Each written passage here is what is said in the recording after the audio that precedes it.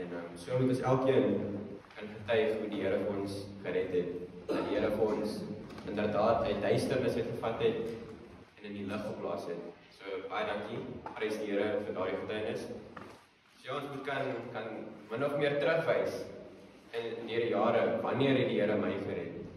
En dan moet ons terugkyk en vir onsself afvra hoe die Here gewerk in my lewe tot vandag toe. Want in die duisternis kan mens nie groei nie. Maar as ons in die lig is, dan kan ons groei. So vanoggend se boodskap is 'n baie gepaste boodskap. Ek hoor vanoggend Willempie hou baie van lig en hy wys rond na die ligte toe. So ja, vanoggend se boodskap gaan oor lig en ons is in 1 Johannes hoofstuk 1. As julle kan julle Bybel saam met my vat na 1 Johannes hoofstuk 1.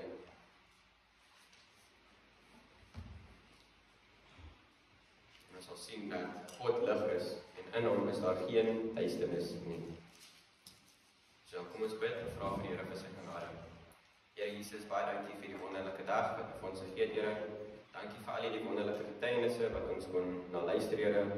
En Here, ek vra dat U vir ons sal help, Here, dat ons sal luister na U woord nou, dat U vir ons sal leer, dat U ons oë sal oopmaak, dat ons sal sien wat U vir ons wil leer en dat U ons ore sal oopmaak dat ons U Gees sal hoor. Bid dit in Jesus naam alleen. Amen. Soos ek gesê het, ons boodskap is vanoggend in 1 Johannes hoofstuk 1 en die tema vir volgende boodskap is loop in lig. Ons is veronderstel om in die lig te loop en ek het klaar genoem dat God lig is en in hom is daar geen duisternis nie. So ons sal ook sien dat hierdie boek gaan oor gemeenskap. Die boek gaan oor gemeenskap. Nou hoe op aarde kan ons as sondaars gemeenskap hê met die heilige God? Met 'n God in wie daar geen duisternis is nie. Hoe kan ons as sondaars met sulke God gemeenskap hê? God het geregtigheid en totale heiligheid. Ons het sonde. Seker van julle het al gehoor van die gesegde olie en water meng nie. En Amos 3 vers 3 sê dit soortgelyk. Dit sê, hoe sal twee mense met mekaar wandel tensy hulle eers afgespreek het? Hoe kan twee mense saamloop as hulle nie saamstem nie? Sien, as ons gemeenskap wil hê met God, moet ons eers met hom saamstem. Ons het sonde, ons is verkeerd en God is reg. God is altyd reg. En dan moet ons vir vergifnis vra. 1 Johannes 1 vers 9 sê, en ons sal weer daarna kyk, maar dit sê, as ons sondes bely aan die Here, hy is getrou en regverdig om ons van die sondes te vergewe en dan ons van alle ongeregtigheid te reinig. Jesus het vir ons sondes aan die kruis betaal, eens en vir altyd. Hy het aan die kruis gesterf, hy was begrawe en 3 dae later het hy homself uit die dood uit opgewek. Sodat wanneer ons in hom glo, dat hy dit vir ons gedoen het, dat hy vir ons die ewige lewe sal gee. Maar ook dat ons saam met hom en ander medegelowiges kan gemeenskap hê. Jesus het sulke hoë prys betaal vir ons om gemeenskap met hom te kan hê. Sulke hoë prys, net dat ons in gemeenskap kan wees met hom. Die vraag vanoggend is jy in gemeenskap met God? Of het iets anders te God se plek vervang? Adam en Eva was in perfekte gemeenskap saam met God. Perfekte gemeenskap. Hulle het direk met hom gepraat, hulle kon sy stem hoor, daar was niks tussen hulle en God nie. Geen hindernisse nie. Hulle het perfekte gemeenskap gehad met God. Maar toe vervang iets daar die gemeenskap, sonde. Hulle het besluit om te sondig en dus het hulle die gemeenskap met God vernietig. So, jou gemeenskap is of met God, of met iets of iemand anders. Kom ons kyk na vers 1 en 2. Johannes skryf hier, so wat van die begin af was, wat ons gehoor het, wat ons met ons oë gesien het, wat ons aanskou het, en met ons hande getas het aangaande die woord van die lewe. En die lewe is geopenbaar en ons het dit gesien, en ons getuig en verkondig aan julle die ewige lewe, wat by die Vader was, en wat aan ons geopenbaar was.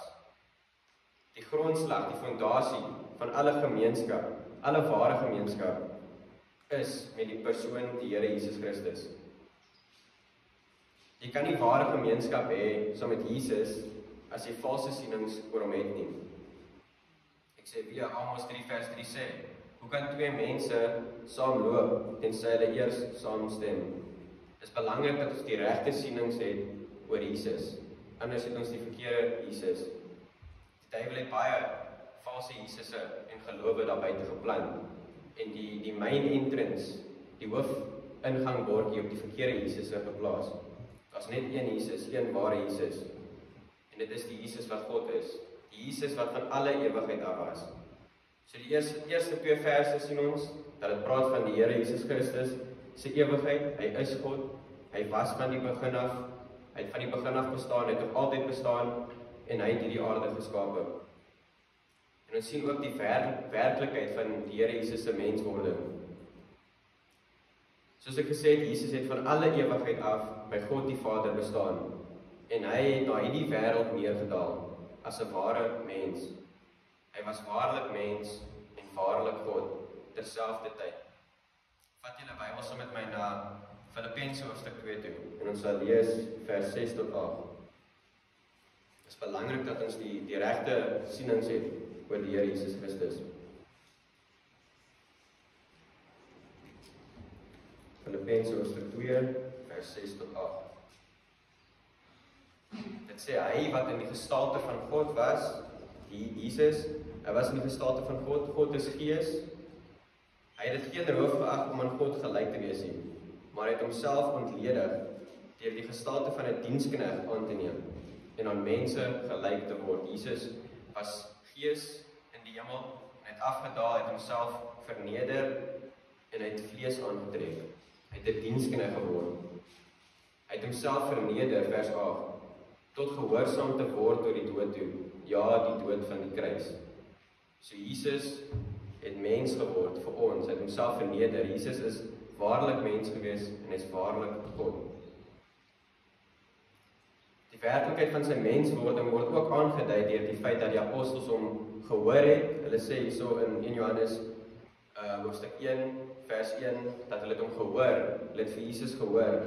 Hulle het hom met hulle oë gesien. Met ander woorde, hulle het met diep nadenke na Jesus gekyk, hulle het hom fisies gesien. Hulle het selfs aan hom geraak.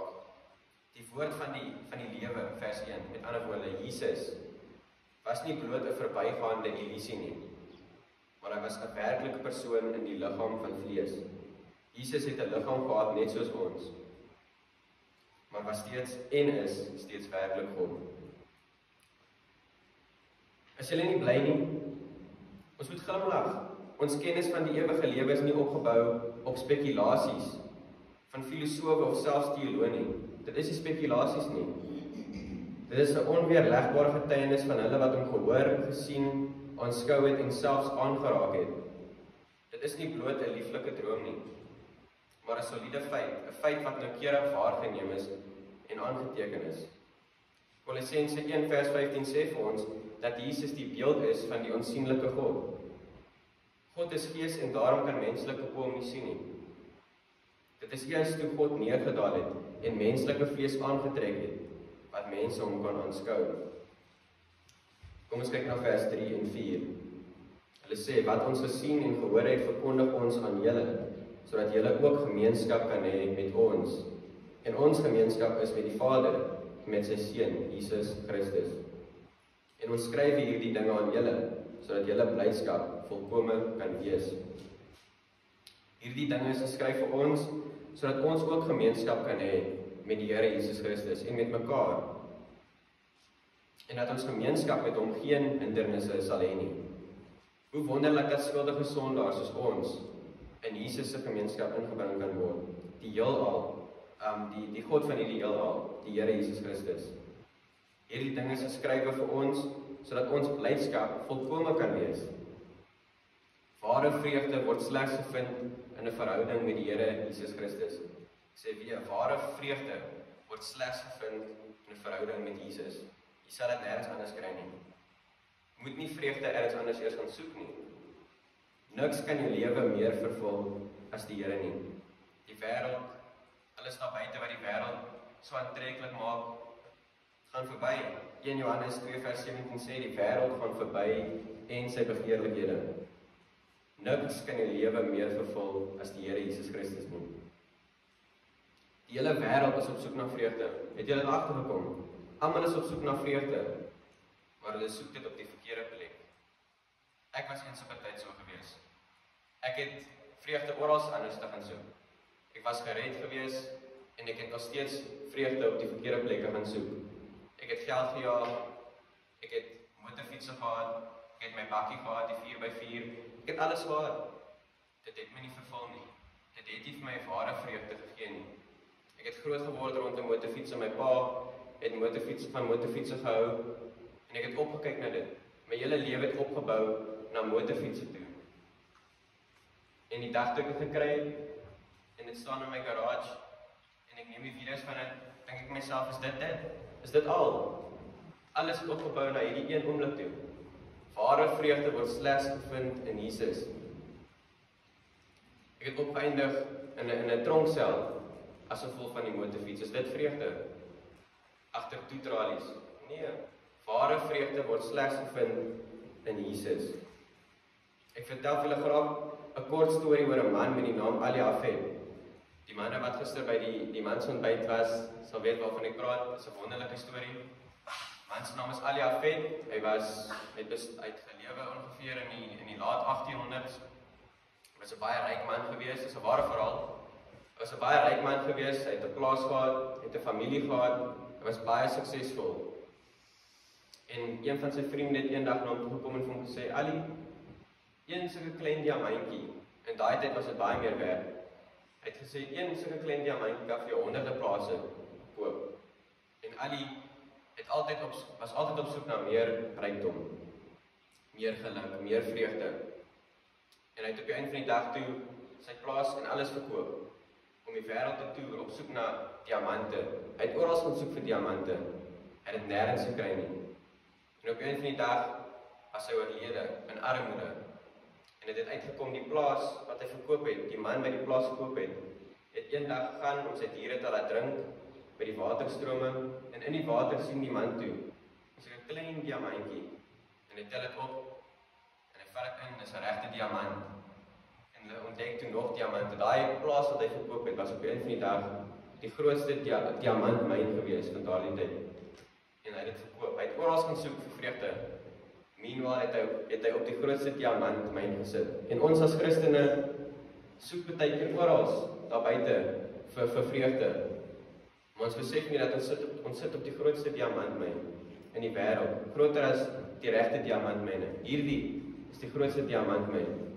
En ek raai julle aan, gaan lees die Bybel, soos Jacques gesê het, hoe meer ons lees in die woord, hoe dieper gaan dit, hoe meer jy leer, hoe minder voel dit vir jou, jy weet. Hierdie is die grootste diamantmyn. En ware vreugde word slegs gevind in God se woord en in 'n verhouding met die Here Jesus Christus.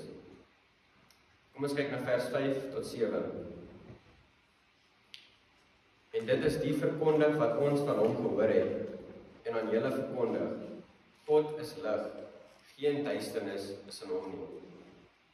As ons sê dat ons met hom gemeenskap het, maar ons wandel in die duisternis, dan lieg ons en doen ons nie die waarheid nie. Ons kan nie sê ons is in gemeenskap met God, maar dan wandel ons in die duisternis nie. Gemeenskap beskryf 'n situasie waar twee of meer mense dinge in gemeen deel. So as jou lewe vol sonde is, God is lig, en hom is daar geen duisternis nie.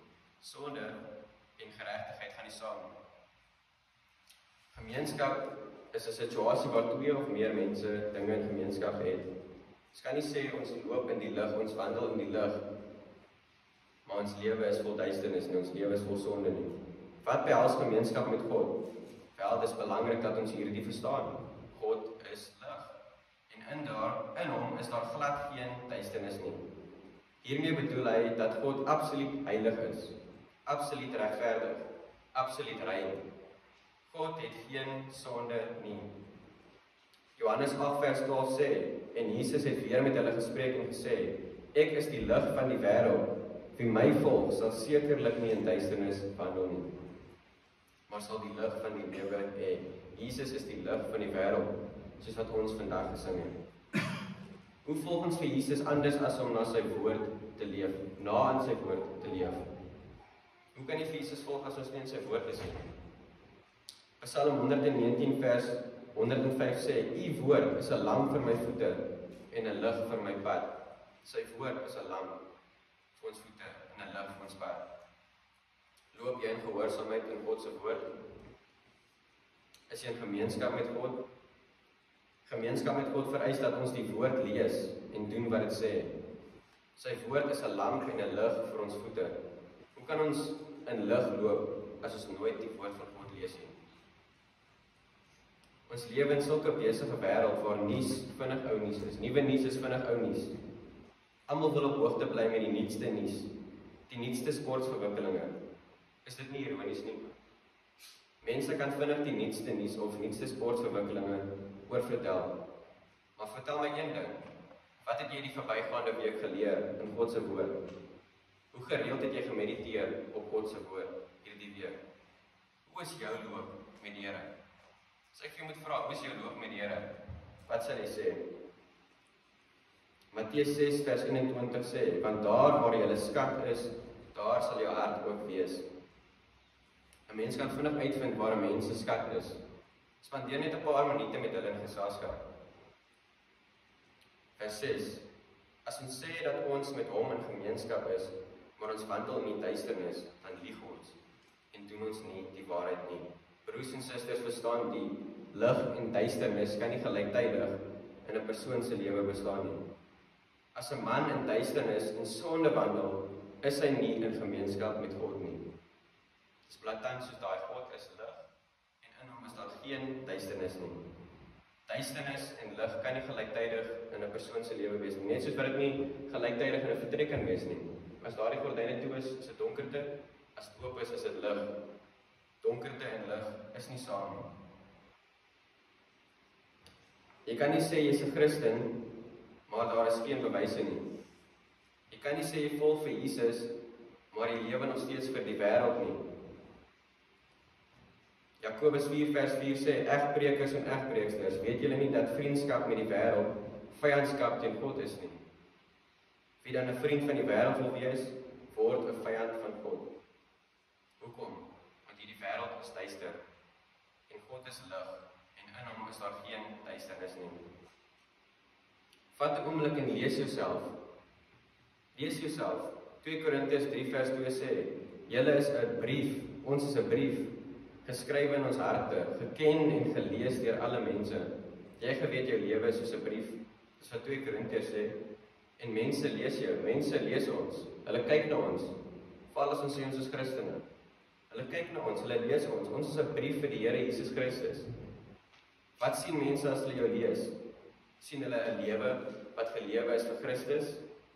Dat jou lewe regtig vir Christus? Of sien hulle dat jou lewe vir jouself en die wêreld en dat jy vir die wêreld lewe? Kom ek vra dit eerder so. Die eintlike vraag is, wat sien God? Want God sien alles.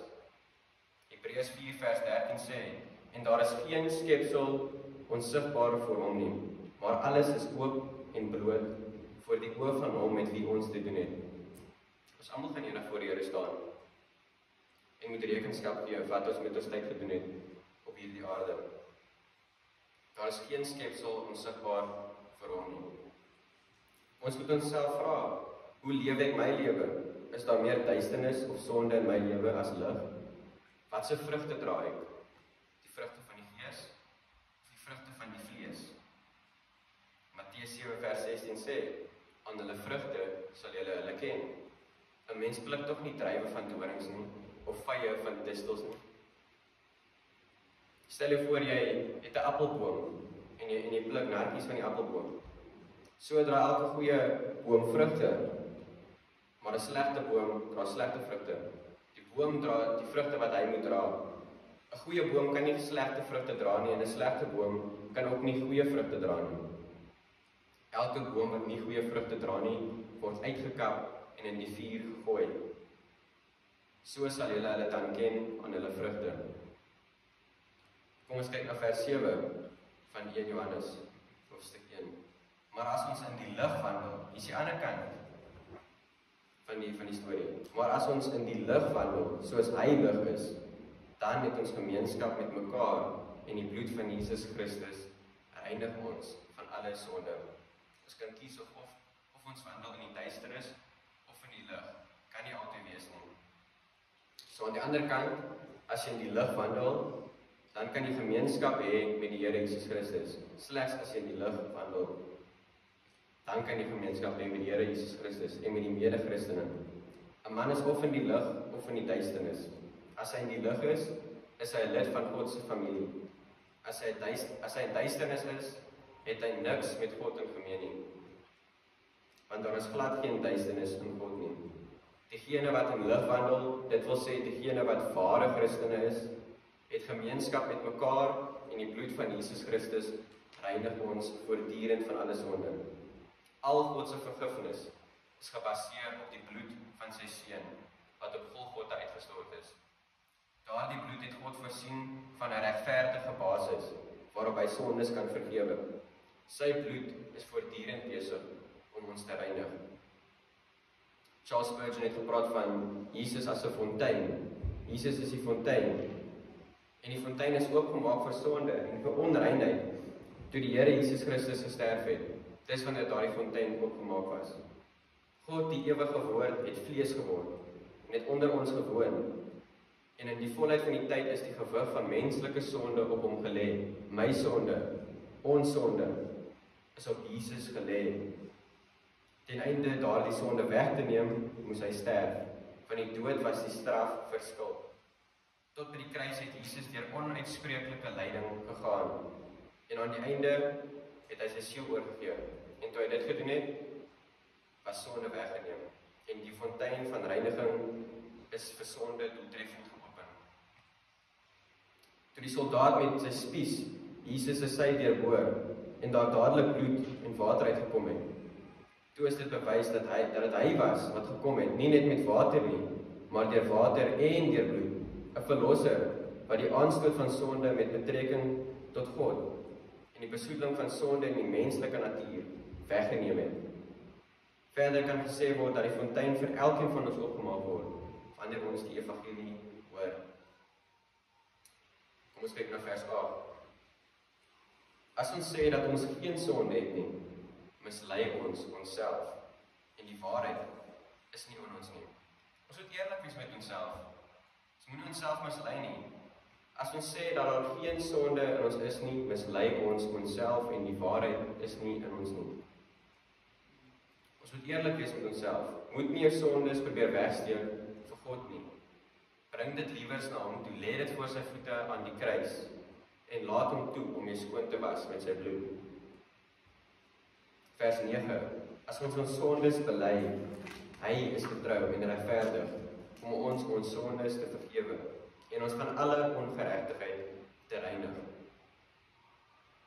Om dag vir dag, oomblik by oomblik in gemeenskap met God te wandel, moet ons sondes bely. Sondes van daad wat ons gedoen het, sondes van gedagte, sondes van optrede. Ons moet al ons sondes vir God in die lig bring. Noem dit by sy naam.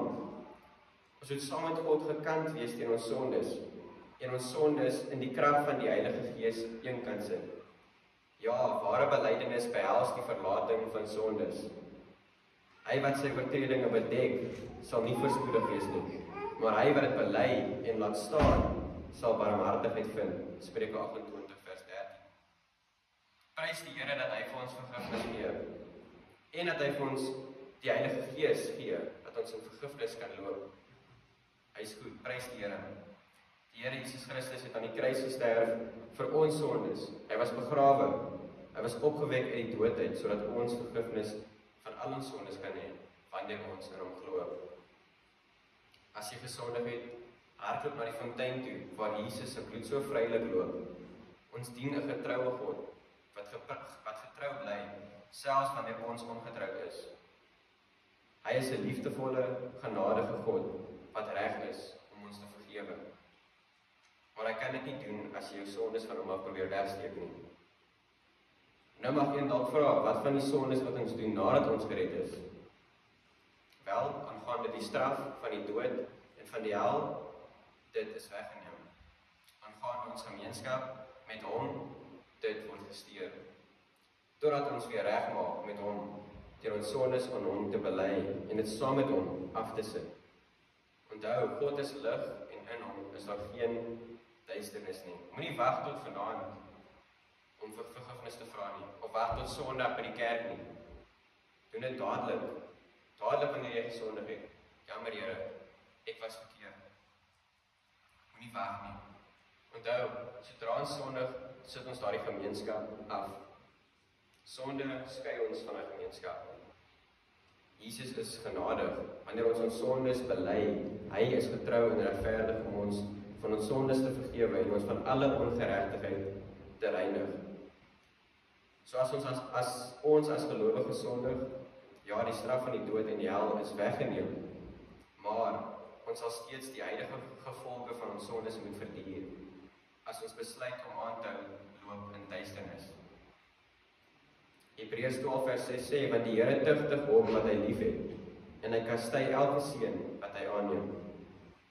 Onthou, die Here tugtig jou, want hy is lief vir jou. En hy doen so om jou terug te roep in sy gemeenskap in. God soek die beste vir ons. Johannes 10 vers 10 sê, die dief kom net om te steel, te slag en te verwoes. Die duiwel, dis wat hy doen. Steel, slag en verwoes. Dis wat sonde doen. Maar Jesus sê, ek het gekom, dat hulle lewe in oorvloed kan hê. Ek is die goeie herder. Die goeie herder lê sy lewe af vir die skape. Die Here het sy lewe vir jou gegee, sodat jy in gemeenskap kan loop, sodat jy in die lig kan loop, sodat jy die beste lewe kan hê. Jy kan slegs 'n lewe van oorvloed hê wanneer jy in gemeenskap loop saam met die Here Jesus Christus. Kom ons kyk vers 10. As ons sê dat ons nie so gesondig het nie, dan maak ons vir hom 'n leenaar en sy woord is nie in ons nie. So ter afsluiting, om in gemeenskap met God te wees, moet ons nie ontken dat ons sondige dade gepleeg het nie. God het in sy woord verklaar dat almal gesondig het. Romeine 3 vers 23. Almal het gesondig. Om dit te ontken is om vir God 'n leenaar te maak. Broers en susters, onthou hierdie is geskrywe vir ons, sodat ons vreugde volmaak kan wees. Daar is soveel vreugde daarin om vir die Here te dien met jou lewe. Die Here kan slegs in ons lewe werk as ons hom toelaat. So wat moet ons doen? 2 Korintiërs hoofstuk 3 vers 18 sê, en terwyl ons almal met onbedekte gesig, soos in 'n spieël die heerlikheid van die Here aanskou, word ons van gedaante verander na dieselfde beeld, van heerlikheid tot heerlikheid, as deur die Here wat die Gees is. Die Here se woord is soos 'n spieël. Wanneer jy daagliks die woord oopmaak en lees en doen wat dit sê, so kan die Here jou meer verander in sy beeld in, deur die krag van die Heilige Gees. Hy kan ons nie verander as ons die woord toehou nie. So dit oopmaak, ons moet die spieël oopmaak en in dit in kyk en doen wat dit sê. Anders kan God ons nie verander nie. Johannes 17 vers 17 sê, heilig hulle in u waarheid, u woord is waarheid. Die Here kan ons slegs heilig as ons die woord maak. Heiligmaking is 'n lewenslange proses. Begin die dag wat jou geloof in die Here Jesus Christus plaas, tot die dag van die dood gaan. Ons gaan nie perfek wees op die aarde nie. Maar ons kan probeer om so perfek as moontlik te leef en dit kan slegs gedoen word wanneer hierdie woord oop is, daagliks. En ons myn vir die diamante wat in sy woord is. So kom ons gaan uit en loop in die lig. Die Here het ons geroep om in die lig te kan loop. Ons moet 'n lig wees in hierdie duistere wêreld en vir mense lei na die lig toe. So ek raai hulle aan, loop in die lig. Kom ons bid. Here Jesus, dankie dat U ons vrygemaak het, Here, om werklik vry te wees, Here. Dankie dat U vir ons geroep het uit die duisternis uit in die lig, Here. So Here, ek bid dat ons gehoorsaam sal wees, Here, aan die woord en aan die Gees, dat ons sal loop in lig, Here, en dat ons sal lewe vir U en dat ons daagliks vir U sal dien en vir ander sal dien, Here. So Here, ek bid dat U met ons sal wees deur die week wat nou kom, Here, mag ons ligte wees vir ander mense in hierdie donkere wêreld. Ek bid dit in Jesus naam alleen. Amen.